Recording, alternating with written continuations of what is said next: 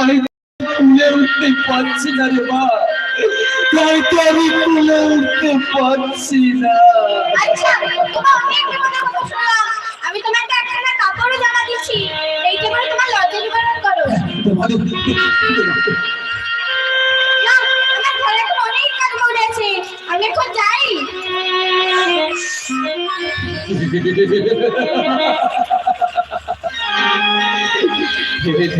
দেবী শঙ্কর তার উপরে আর এই কথা রাজপ্রসাদ আশা করছে ওই শ্মশানের ছেঁড়া কাপড় আর ছেঁড়া জামা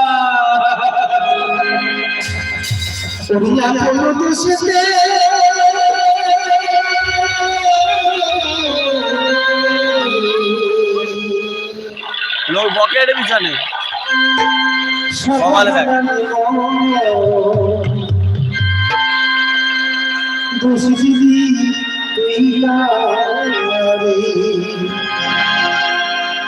আপন দোষে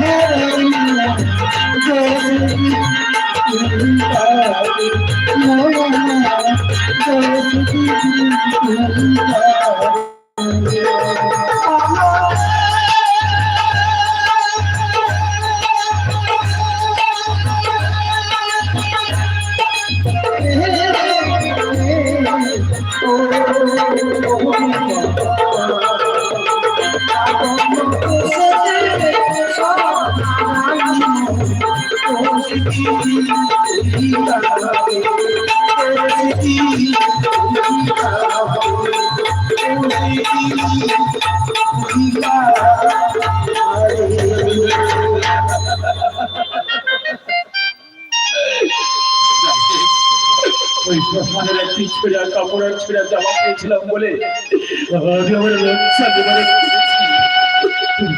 কিন্তু এখন আমি বড় ক্ষুধা, কোথায় যাই কোথায় গেলে আমি কিছু খেতে পাবো আমি আর তৈরি করবো না। ওই তো একটি পথ দেখা যাচ্ছে, ওই পথ হয়ে আমি সেই গ্রামের দিকে এগিয়ে যাবো। দেখি আমাকে কেউ কিছু খেতে দেয়।